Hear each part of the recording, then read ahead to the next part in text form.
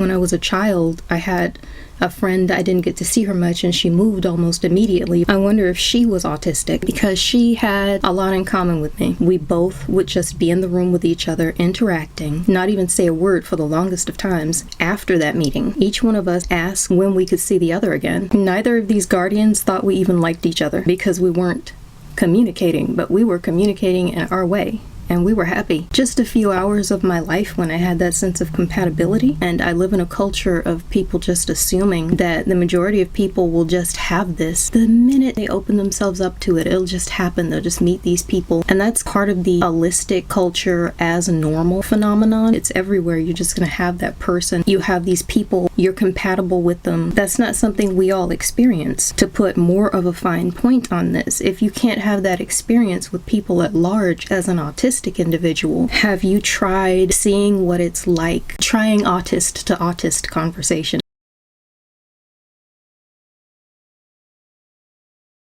Something else that I want to talk about. I've made a list of things that are kind of missing that we tend to be extremely accustomed to when you are communicating with another autist. And I'm just going to read it off. I don't know if I'm going to hit them all because I want to do this kind of quickly. So I said, just on my notes, I wrote the word minus for things that tend to be missing when auties, in my personal experience, communicating with other autists. And then I put plus for stuff that tends to be added where I hadn't had it before and it's not really something I'm accustomed to having. On the minus side, I wrote down shame. Now, even before I knew I was autistic, it's like people could just sense it. They didn't need the word, they just knew something different was going on, and they didn't much like it. As a matter of fact, as a footnote, I spoke with someone, and I've only had one person agree with me on this, which is why I'm specifying that it happened with one person. And I was talking about the level of discomfort that comes as the only autist in every situation. And somebody said something about basically like people your age. And I said, actually, as a child, the adults were way worse. There's kind of this television device for when they have a character that they will choose to write as being autistic, which tends to be a very limited set of characters inside of a very limited non-spectrum spectrum. But nonetheless, for those characters, for the autists who are supposed to be showing remarkably high intellect, the autist, the child, is infuriating adults around them without understanding why. And the adults all know why, but it's kind of like this child just knows everything.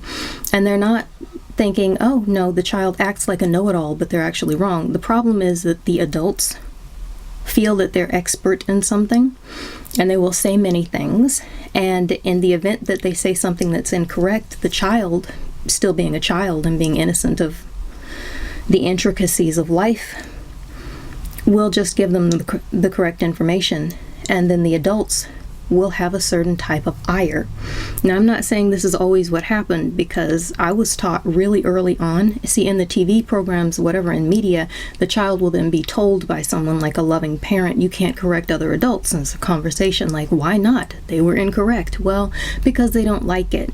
Basically, your factual approach, which is another issue of the type of communication, autists tend to be logic forward and emotion next, whereas allists tend to be emotion forward and logic next.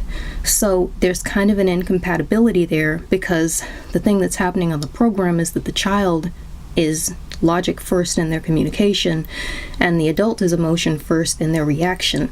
So in order to protect the child, someone loving has to tell the child, don't correct people, because they're going to react emotionally. But the child doesn't understand, because the child is logic first. They don't understand why your emotions would override your logic. That was the experience I actually had in life. I was taught not to share information, not to talk about, like, if someone brings something up and they're very proud of their knowledge, no matter how many times they're wrong or how many sources I have, you don't bring it up. It's that autistic thing where you have the information. We tend to research. We're really good at this stuff. So you have to hold yourself back and just let them be wrong, because now it's about your personal safety. Even when you have been taught not to do that, they can smell it somehow. In my experience, there were a lot of adults who were disturbing. I'll just say disturbing.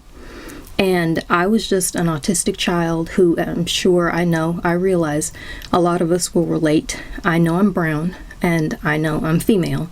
And I know there were a lot of reasons why they'd be so inflamed by it happening with me. But what I find fascinating is, again, when I had been taught not to interact with them as if they could, we could exchange information. When I had been taught to learn that conversation is not really supposed to be two-way for some people. And so I stopped trying that approach. How did they still manage to just be nasty to me immediately? I don't want to spend a lot of time on that, but it deserves a grand footnote, because sometimes the response is something like, children can be cruel. And that's a well-known remark, but this isn't about children, and I'm not going to play a party to the game that just completely wipes all responsibility away from the people who are doing something. I don't get anything out of that. Enabling them to remain that way is not letting them get anything out of that, so I'm addressing it. I can't be the only one. I finally found the society, interacting with autists, I found the society where no experience I've had, am I the only one? If I think I am, I haven't met enough autists yet. Over time, it just comes. So I've already said that generally, as one point, we have to learn how to communicate with autists because they are everywhere. It's their culture, and they are encouraged as a basis of normality. And they don't have to. We have to learn how to communicate with them as best we can to survive. And they don't have to learn how to communicate with us because their survival has nothing to do with interacting in the autistic community. So there's a lot more pressure on us, and I just want to recognize that because nobody seems to be willing to do so. But this is another thing that's really kind of part of that shame and blame spiral when you are autistic and you don't know what it's like to communicate with another autist, because the incompatibility, it's just an inherent incompatibility. It's not like you can't get past it in order to have the conversation. I've done this. Cars. It's just an incompatibility. I'm going to keep talking through the noise because I can't begin to explain to you what I've been doing in order to record. So now that I'm recording, I'm recording. Right, so there tends to be a lack of shame when we interact with each other, except that we tend to come to it apologizing about stuff that's just natural to us. And again, I'll be saying, I'm autistic. This is how I communicate. I like this. I love more information. I love that you're just forthright. No one's getting offended. What I used to say before I knew I was autistic is, I'm just really hard to offend. I'm almost impossible to offend. You can pretty much say anything, be honest. You can share this stuff. I mean, psychology and human behavior is a lifelong bent of mine. So for other autists, you'll understand. I'm currently 39, and I have been studying this stuff since I think before I was 9 years of age. So I am not unaware of pretty much anything pretty much anyone could ever say under any circumstances for any reason, or what could be behind what they're saying. You are not going to shock me. You're simply not going to shock me. I said to somebody something like, you're not going to offend me. You pretty much have to be trying, and even then you might annoy me a bit, but I'm probably still not offended. It's just not how I work. So we kind of get past that. When I'm talking with other autists, we don't shame each other. Nobody thinks that if the other one didn't get their point across, and most of the time we're getting our points across. That's incredible. I say something, they say something. It's asking, did I get that a point? Did I get it across? Did it make sense? Yeah, it pretty much always did. And when it wasn't, it's the simple question. What'd that mean? Could you explain more? No one's offended. We just explain. I want to explain this because I keep running into people who say they haven't had the experience. So if you haven't had the experience, I want you to know what it's like so you can decide how you feel about possibly having it in your own life or being open to it. There's none of that. Let's see, I'm going to mark that off. The shame. Nobody's blaming anybody for the way we communicate because it's functioning between us. Per the study, We are naturally compatible with each other. So it's not that our communication is disordered, which would mess up any conversation or any attempt at communication. It is that it's in a particular style, a neurocultural, neuro-linguistic style. And when you meet someone of the same neuroculture that speaks the same neuro-language, we connect and we click. And again, I don't know how to do the weavy thing I was doing a minute ago, but it just works. So there's a sense of alienation, I want to get to this, that we tend to experience as autists when speaking with other people because of the aforementioned shame and blame, where it's kind of one-sided, like we're disordered and can't communicate. Again, we eliminate that when we're speaking with other autists. And it's not like this is going to 100% be the case with every autist you talk about, like you're just going to click like buddies, but I haven't met any autistic individual yet where we can't communicate. And see, with these issues out of the way, then you can find out whether or not you could be buddies pretty quickly, I find.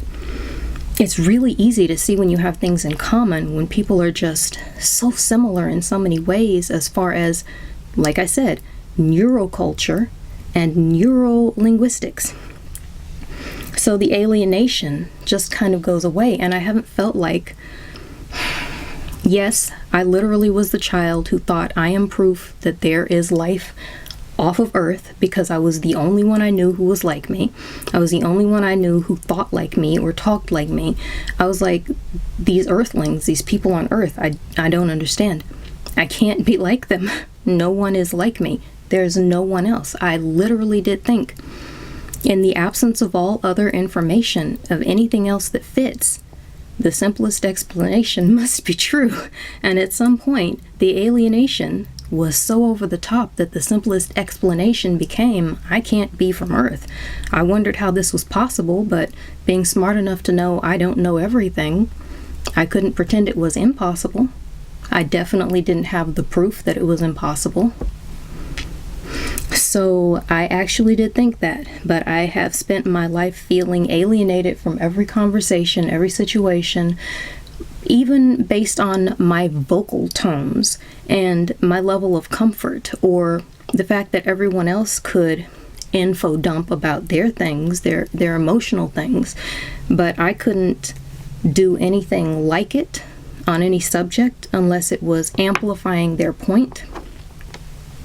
That's a huge conversational divide. Sometimes people will want to express their emotions and they will want to vent in a place where they can just do that nonstop, and it is understood that they're not done doing it until they say they're done, and even then sometimes they're not quite done yet. That's another cultural linguistic difference, because for me, as a logical person who was logic first instead of emotion first, if you said you were done talking about something, I took it to mean what I would mean if I said that I'm done talking about it.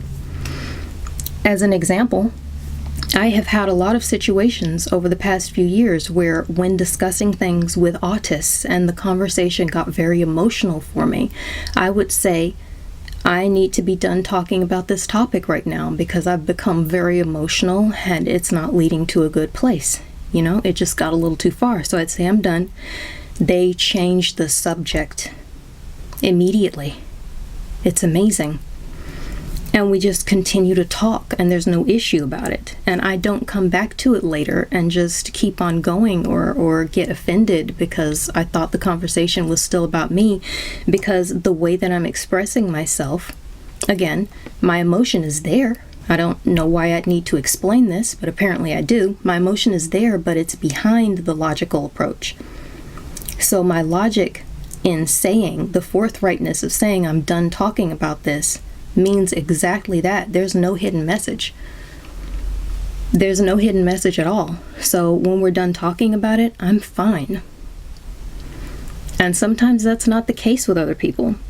So if someone else will say, someone who's autistic will say to me throughout the course of life, I'm done talking about it, I've now learned, just throw that away. They're not done. It's going to come right back. It's something you have to learn about this difference in communication, because it'll come back. And it might be just a few seconds.